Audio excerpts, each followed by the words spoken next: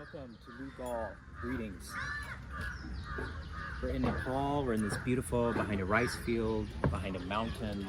On the top of that mountain is the great Shiva statue and stupa. We're going to be asking the question to the spirit realm. You've been summoned to this video because you've been somebody that has compassion, even on demons, and that you felt demons deserve love. This is the path of Venus our reading will be about. So we're going to start with the Rider-Waite deck.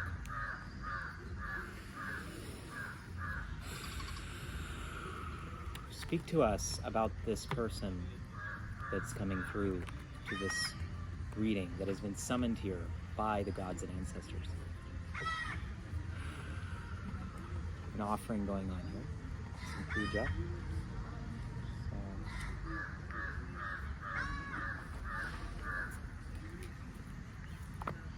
Oh wow, I'm getting that you have seen deeper than others before you.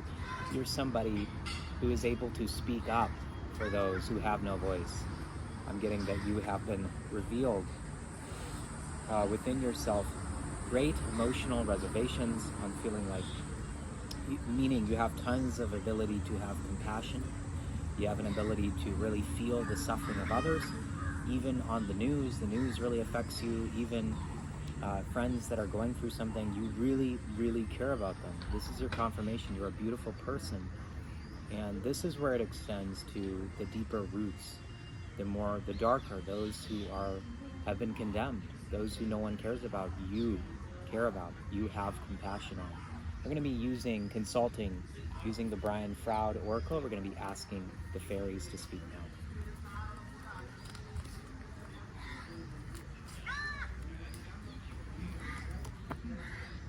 Singer of the Chalice, again, a very emotional energy here.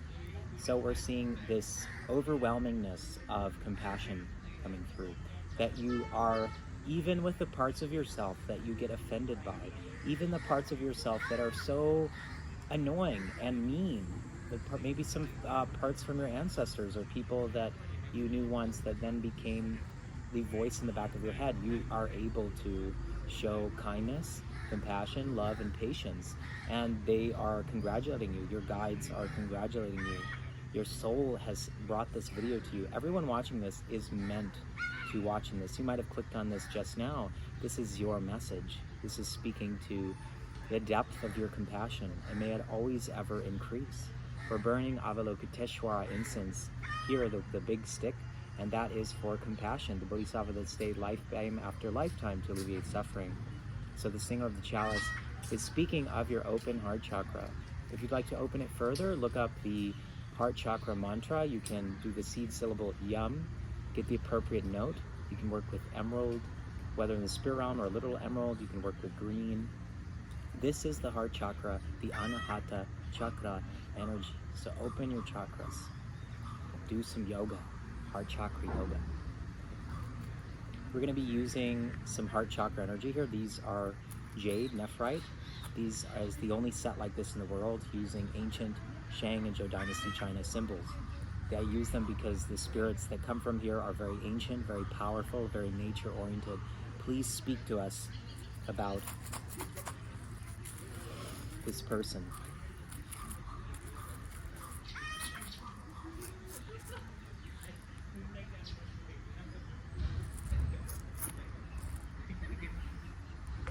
I'm getting that you are able to gather your fears as children. We have here the book, the illumination, the illumined one. You don't just allow the voices in your head to bite you. You actually inquire. Why? Why are you saying this? What's happening? You're a curious person. You're a person interested in making alliances, unlikely alliances others would say it will not work. But as you split away from the things that are not conducive for your energy, you'll be able to undo those blocks with these symbols. Thank you, Spirit of the Jade. With that solar energy and this divine light, this is an ancient symbol. They even use it in Reiki from China, meaning the divine light. This symbol is speaking of your ability to rise from the ashes. With the path of Venus, you may have felt you can go to the worst lows, you can go to the worst place. I see you rising through the ranks. I see you rising as far as you have fallen and being able to recover, being able to transform. It's tremendous. I'm really thankful that you were able to make it through. When everyone didn't think so, when you didn't even think so, your guides were always there. And so that's what the spirits want you to know. Yes, so let's also look at the Night Sun Tarot by Fabulous Strani. Fabulous Strani is a master at these cards. They each correspond to the Goetia, which are the angels, the demons. And you can look into that on your own. So speak to us.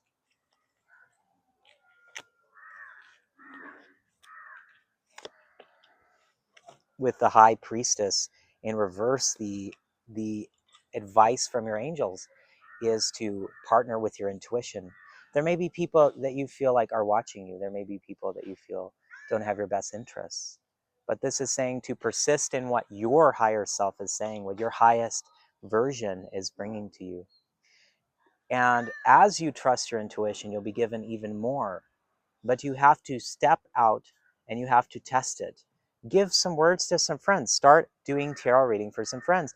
And as you put your compassion into it and do protection over it, invoking the mantra of Venus, which is Om Dram Drim Drom Se Shukurai Namaha. You can actually Google that mantra. The compassion and the grace of Venus, that's of beauty and compassion, will fill them, and you can't go wrong. As you do readings for them, it will expand your intuition, and you can ask, is this right? Is this correct? And as you test it, so will your guides continue to give you more hunches, more wisdom, more insight. As you work the muscle of your third eye, it will be developed to where you get deeper and deeper and better until you are in between worlds. Look at how beautiful this card is. So, the High Priestess. You're leveling up in your intuition. You can look up the mantra, the seed syllable the Ajna chakra, the third eye chakra, and start to do frequency music around it. Pineal gland decalcification, meaning you're making your third eye start to be awake. You can avoid water with different chemicals in it, like in many places in the world. You can avoid processed foods and meat and eat light, raw vegetables and raw fruits. You can do yoga. This will really start to make you more sensitive to the other world, which we are invoking so that we can increase in our compassion and our awareness of all beings. So, as we continue with our reading, going back to the Rider-Waite deck, speak to us about the path of Venus now and the person's connection to it going forward into the future. Okay.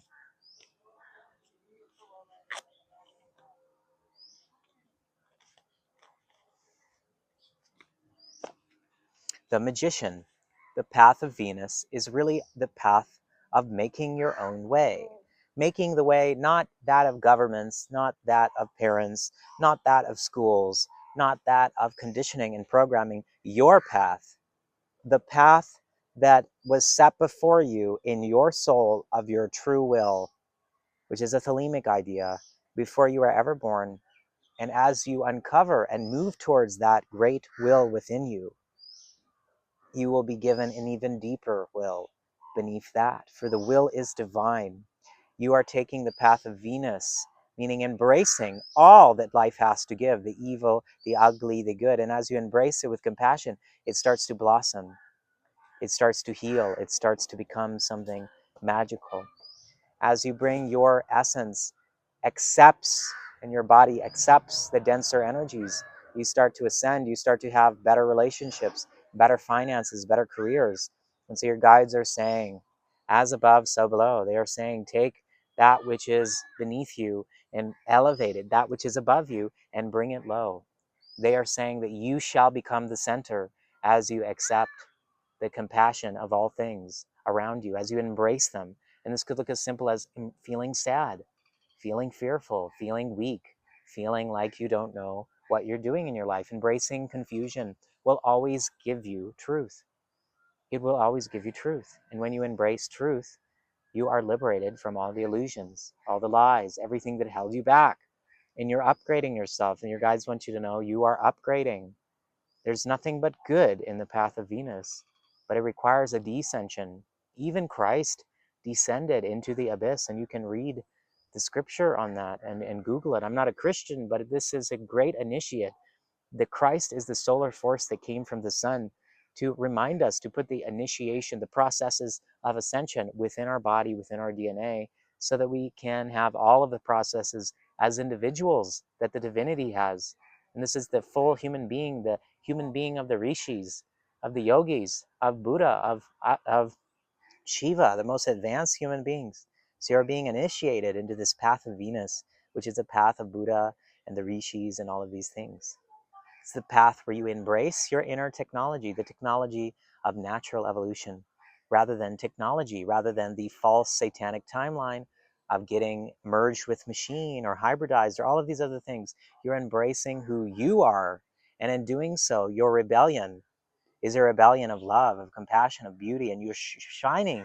Beauty is, Venus is one, at times, can be one of the most beautiful and most vibrant and literally the brightest of all of the heavenly bodies, meaning the things in the sky, other than the moon and the sun. It is incredibly beautiful.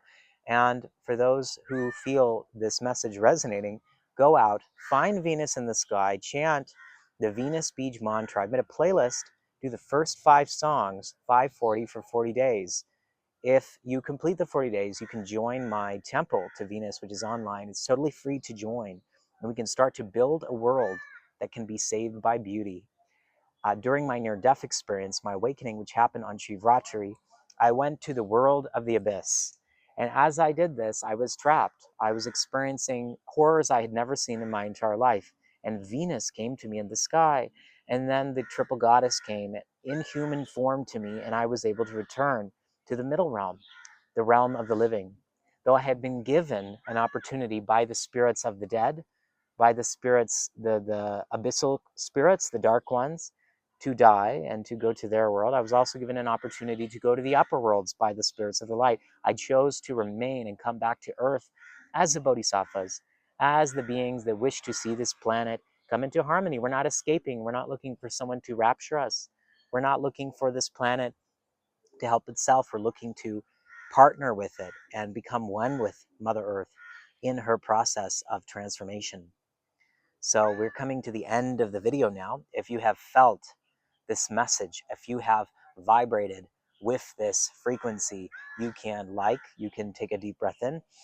Feel if there's anyone you should send this video to that would benefit, and tell them why. Leave a comment. The comment section is your diary. We would appreciate also booking one-on-one sessions with me, which go directly into getting these videos to you and helping me continue to bring you the messages that the spirits are trying to bring you. We'd also like you to become a member so you can learn how to do shadow work. You can learn how to take your pain and trauma, turn it into raw power, divine power to manifest magically, practically. I break it down exactly how to take your power. I healed so many connections that I had. I transferred all of my life into something much better with these techniques.